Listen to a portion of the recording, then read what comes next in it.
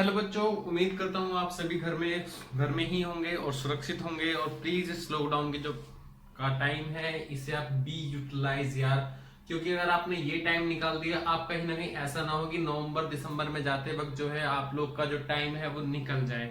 तो प्लीज उस टाइम को आज ही मेंटेन करके चलिए और अपनी पढ़ाई पे पूरा पूरा फोकस करके चलिए। तो आज हम नए चैप्टर की स्टार्टिंग करने वाले हैं, जो कि चैप्टर का नाम है फॉरेन एक्सचेंज रेट। क्लास 12 के लिए है। ठीक है बच्चों, तो इसके अंदर जो होता क्या है वो समझना। भाई आपस में जब दो देश होते हैं, पहले बात तो समझना कि फॉरेन मतलब क्या होता है, विदेश होता है। एक्सचेंज मतलब किसी भी दो चीजों का आपस में लेन देन होता है। और रेट का मतलब होता है कि किसी चीज के बदले देने में हमें कोई चीज कितनी मिलती है, उन दोनों के जो रेट एक्सचेंज होता है वो किसी फिक्स निश्चित दर पर होता है। वो दर ही हमारी क्या कहलाती है, रेट कहलाती है। फिलहाल मान लीजिए कि हम किसी देश से सामान खरीदते हैं। हमने जो है अमेरिका से सामान खरीदा। अब हाँ, उसने सामान हमें भेज दिया। हमारी पॉकेट में क्या है, हमारी पॉकेट में है रुपीज, जबकि उनको क्या चाहिए, डॉलर। तो वो रुपीज मैं अपनी जेब के अंदर से निकाल के सीधा अमेरिका को नहीं दूंगा।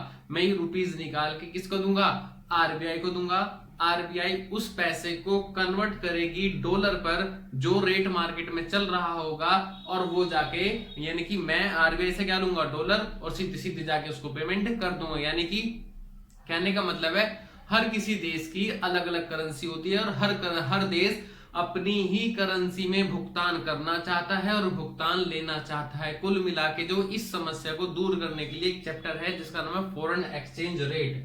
तो देखो मैंने क्या लिखा है, मीनिंग होता है कि कोई भी एक जो देश होता है, रेट होता है, यानी कि फॉरेन एक्सचेंज रेट क्या होता है, ये वो रेट होता है which one currency is exchange for the other. एक करेंसी को बदलने के लिए अगर हमें देनी है तो उसके बदले दूसरी करेंसी हमें कितनी प्राप्त होती है, दो करेंसियों का आपस में जो एक्सचेंज होता है उसी को बोलते हैं हम लोग फॉरेन एक्सचेंज रेट। कुल मिला के सिंपल सी बात है कि एग्जांपल हो रहा है कि अगर मैंने अमेरिका में माल भेजा, भाई मैंने एक्सपोर्ट किया अमेरिका में, तो सिंपल सी बात है मुझे पैसे लेने हैं और मैं क्या लेना चाहूंगा, डॉलर या रुपी। मैं लेना चाहूंगा रुपी, लेकिन वो किस में देंगे, वो देंगे मुझे डॉलर में।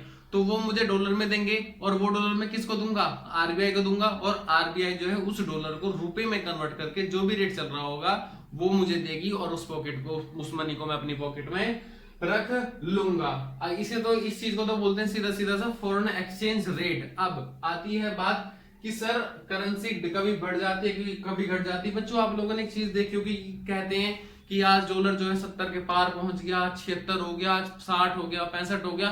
तो ये अप डाउन चलता रहता है। अब पता कैसे चलाते हैं कि एक करेंसी दूसरी करेंसी से अप होती है, डाउन होती है, डेप्रिसिएटेड टू अप्रिसिएशन होता है। तो उसी चीज के थोड़ा सा मैंने लिखा, उस चीज को फोकस करिएगा कि अगर कोई डॉलर 1 रुपए, भाई सिंपल सी बात समझना, ये मेरी मान के चलना कि सामने मेरे कौन है, ये मेरे वो है अमेरिका है।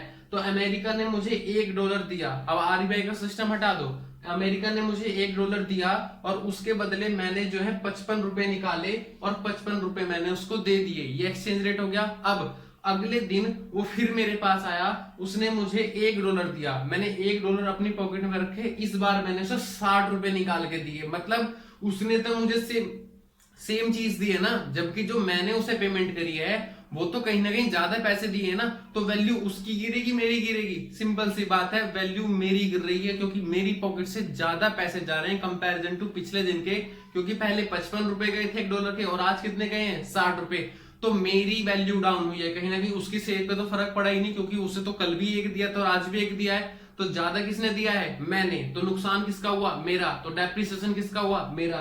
तो कुल मिला के डेप्रिसिएशन यानी कि क्वांटिटी, देखो 55 से 60 क्वांटिटी तो बढ़ रही है, लेकिन कहीं ना कहीं मेरी वैल्यू घट रही है। और वहीं अगर एप्रिसिएशन की बात करके चले तो अगर क्वांटिटी घटती है लेकिन वैल्यू हमारी बढ़ती है। मतलब अब उसने मुझे मान लो $1 दिया और मैंने उसे 50 रुपए निकाल के दिए। ठीक है बच्चों, अगले दिन वो फिर मेरे पास आया, उसने फिर मुझे $1 दिया, आज मैंने उसे 40 रुपए दिए। मैं खुश होऊंगा या दुखी होऊंगा, आज मैं खुश होऊंगा। क्यों, क्योंकि सामने से तो बराबर चीज आ रही है लेकिन मेरी पॉकेट से ज्यादा जा रहा है, कम जा रहा है। खुशी मुझे होगी, और अगर खुशी मुझे होगी तो मेरी करेंसी अप्रिशिएट हो रही होगी। दुखी कौन होगा, सामने। क्यों, क्योंकि उसकी जेब से तो सामान $1 ही गया है लेकिन कहीं ना कहीं उसे पैसे कम मिले हैं। तो इस बार डेप्रिशिएट उसका हुआ है और मेरी करेंसी की वैल्यू अपग्रेड हुई है। समझ में आ गई बच्चों बात। अब करेंसी डेप्रिसिएशन एप्रिसिएशन में एक्सपोर्ट इंपोर्ट पे देखो क्या फर्क पड़ेगा, समझने वाली बात है। मान के चलिए सामने अमेरिका है, ठीक है ना, और मेरी करेंसी जो डेप्रिशिएट हो गई, मतलब कि डेप्रिशिएट हो गई, 55 रुपए की चीज है वो 60 में हो गई। यानी कि अगर मैं अपने आप को सामने अमेरिका की तरफ से सोचना, अमेरिका जो है अपने घर से कोई सामान लेगा $1 के बदले में, तो उसे सामान कम मिलेगा कंपैरिजन टू इंडिया, क्योंकि इंडिया में सामान कैसा है इस टाइम, बहुत सस्ता है, क्योंकि वैल्यू उसकी गिर चुकी है। वैल्यू गिरेगी तो सामान सस्ता हो जाएगा। तो वो अमेरिका अपने यानी कि अमेरिका वालों से सामान बिल्कुल नहीं खरीदेगा। वो क्या करेगा, वो तुरंत फोन लगाएगा, हाँ भाई इंडिया वालों मेरे घर पे सामान भेज दो। तो कहीं ना कहीं वो मेरे से खरीदना परचेज करना चाहेगा, और अगर वो मेरे से परचेज करना चाहेगा तो मैं अपना सामान ज्यादा से ज्यादा उसे एक्सपोर्ट करना चाहूंगा।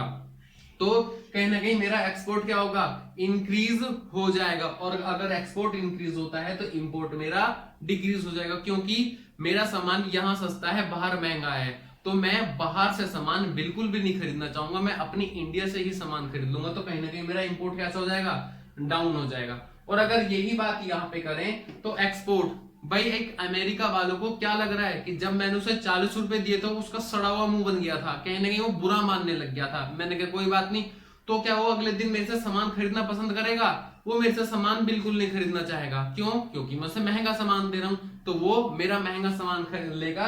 तो एक्सपोर्ट यानी कि वो मुझसे नहीं खरीदेगा, और नहीं खरीदेगा तो मैं एक्सपोर्ट नहीं कर पाऊंगा, तो मेरा एक्सपोर्ट क्या हो जाएगा, गिर जाएगा। वो अपने भाई से सामान खरीद लेगा। लेकिन अगर इंपोर्ट की बात करी जाए तो भैया सामान सस्ता, यानी कि वैल्यू मेरी बढ़ चुकी है करेंसी, यानी कि मैं अपनी पॉकेट से पैसा निकालूंगा और मैं विदेश से माल खरीद के लेकर आऊंगा। क्यों, क्योंकि बाहर जो माल है वो सस्ता है कंपैरिजन टू इंडिया। तो कहीं ना कहीं मैं इंपोर्ट अपना क्या करूंगा, तेजी से इंक्रीज कर लूंगा। और अगर मैं अपना माल इंक्रीज करूंगा तो कहीं ना कहीं मेरी इंपोर्ट क्या होगी, इंक्रीज हो जाएगी, और एक्सपोर्ट डिक्रीज हो जाएगी। बच्चों ये चीजें सबसे ज्यादा इंपॉर्टेंट है, पेपर के अंदर आता है कि करेंसी के डेप्रिसिएशन हुआ है तो बताओ इंपोर्ट के ऊपर क्या फर्क पड़ेगा, या एप्रिसिएशन हुआ है तो बताओ इंपोर्ट के ऊपर एक्सपोर्ट के ऊपर क्या फर्क पड़ेगा। तो ये सारी चीजें जो है इसके अंदर सोचने वाली और समझने वाली, इससे आप लोगों को समझना है।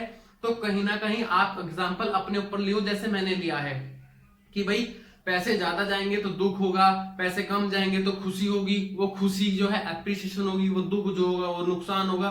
तो वो चीजें आप लोगों को समझनी है। अगर आप लोगों को जिंदगी में कुछ भी समझना है तो हर एग्जाम्पल जो है अपने ऊपर लेके चलिए, दूसरों के ऊपर कभी ना लेके चलिए। Thank you.